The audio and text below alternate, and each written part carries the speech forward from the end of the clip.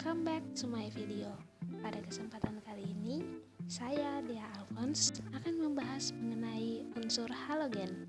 Enjoy my video. Fluorida adalah mineral yang terjadi secara alami yang membantu mencegah gigi berlubang pada anak-anak dan orang dewasa dengan membuat permukaan luar gigi Anda lebih kuat terhadap serangan asam yang menyebabkan kerusakan gigi. Penambahan fluorida pada pasta gigi dapat bertujuan untuk mengembalikan mineral di gigi yang hilang akibat asam yang berasal dari bakteri dan makanan atau minuman bergula.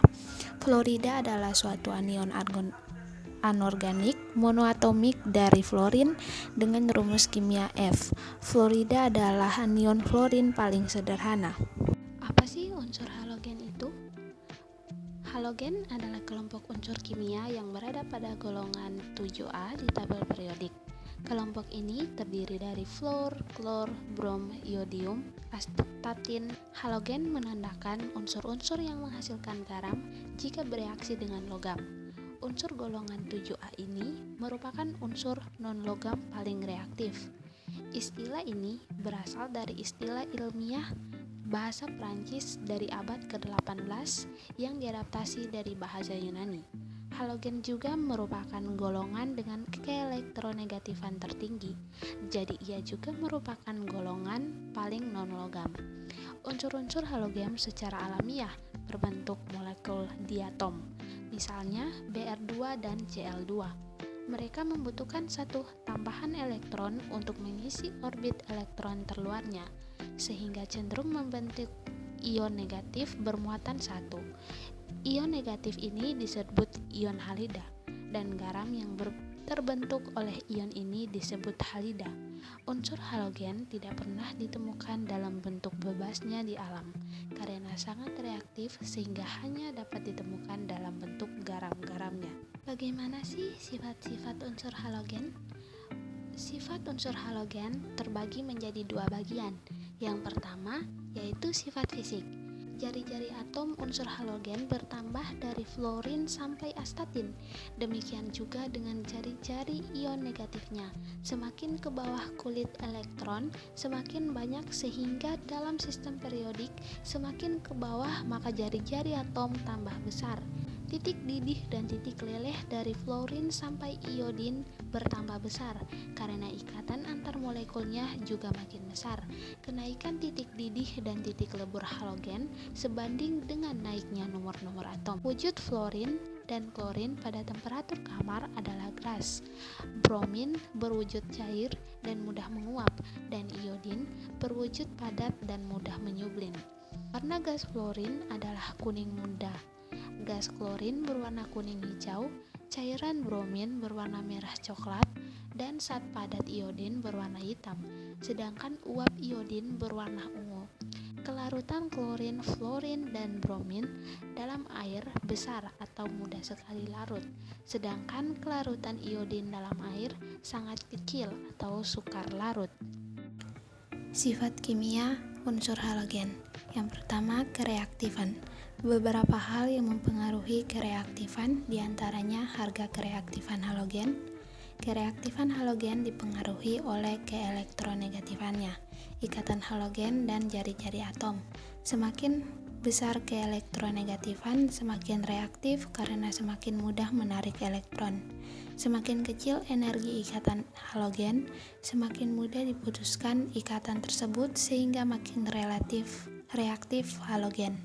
Dalam satu golongan, jari-jari atom dari unsur halogen semakin bertambah dari fluor sampai astatin, makin besar jari-jari atom semakin kurang reaktif.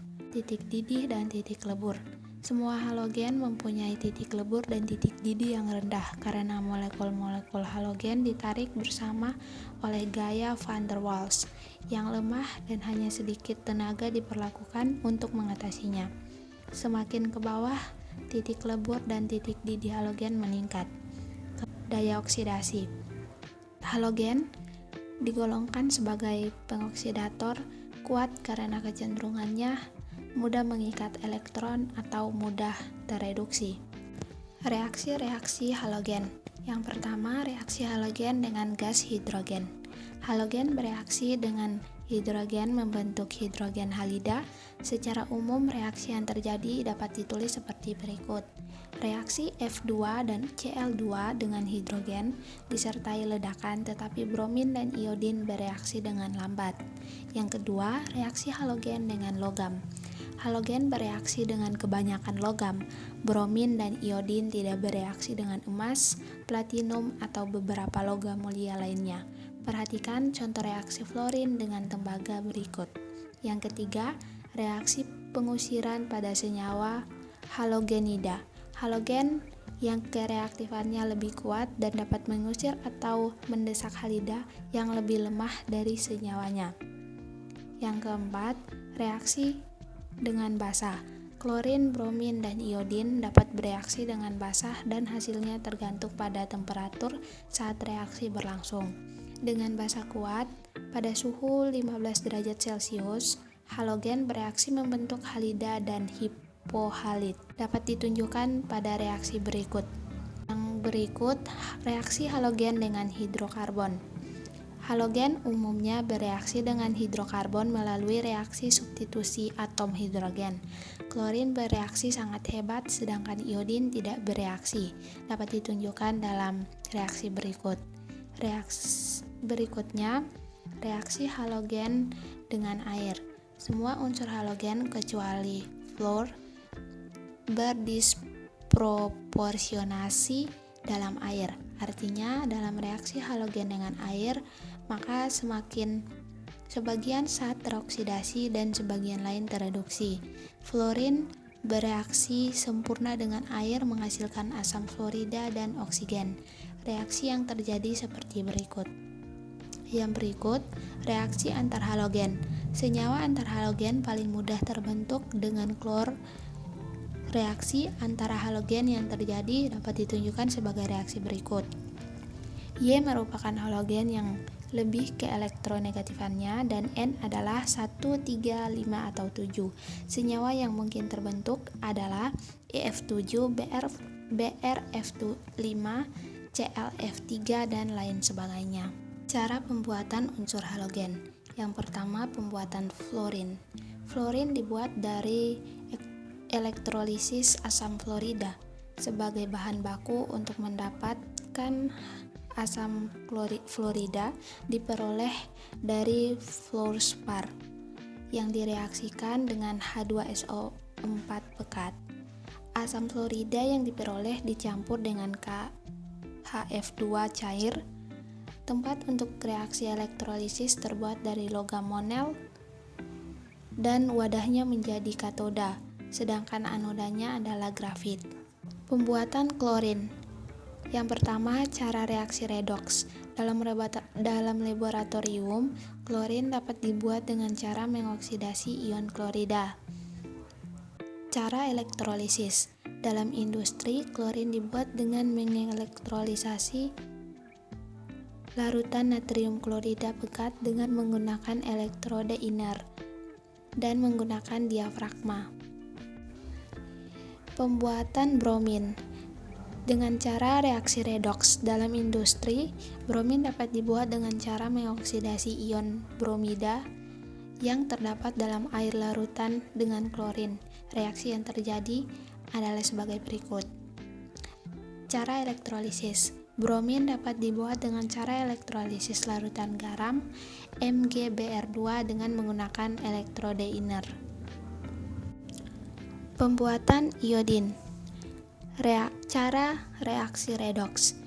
Yang pertama, secara komersial iodin dapat dibuat dengan mengoksidasi ion iodida dan dengan yang terdapat dalam air larutan dengan klorin dengan reaksi sebagai berikut. Yang kedua, iodin dapat dibuat dengan mereduksi NaIO3 dengan NaHSO3 dalam suasana asam. Persamaan reaksinya sebagai berikut. Cara elektrolisis.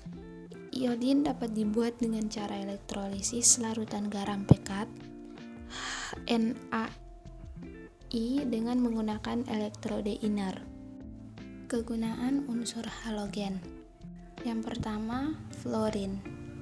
Klorofluorokarbon atau CFC atau yang lebih dikenal dengan freon biasa digunakan sebagai cairan pendingin seperti AC dan kulkas. Freon juga digunakan sebagai propelena aerosol pada bahan-bahan semprot. Penggunaan freon dapat merusak lapisan ozon. Hidrogen fluorida atau HF dapat melarutkan kaca, karena itu dapat digunakan untuk membuat tulisan, lukisan, atau sketsa di atas kaca. Garam fluorida ditambahkan pada pasta gigi atau air minum untuk mencegah kerusakan gigi. Yang kedua, klorin. Senyawa NaClO dapat digunakan sebagai zat pemutih pada pakaian. Natrium klorida digunakan untuk garam dapur, pembuatan klorin dan NaOH, mengawet makanan dan mencairkan salju. Hidrogen klorida digunakan untuk membersihkan logam dari karat pada elektroplating, menetralkan sifat basa pada berbagai proses, dan sebagai bahan baku obat-obatan, plastik, dan zat warna. Yang ketiga, bromin. Etil bromida adalah suatu zat adiktif yang dicampurkan ke dalam bensin bertimbal untuk mengikat timbal sehingga tidak melekat pada silinder atau piston.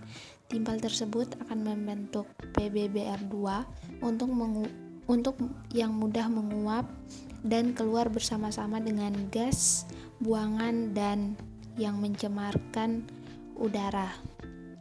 AgBr merupakan bahan yang sensitif terhadap cahaya dan digunakan dalam film fotografi. Natrium bromida digunakan sebagai obat penenang saraf. Yang keempat, iodin. Ki digunakan sebagai obat anti jamur. Iodofrom digunakan sebagai zat antiseptik.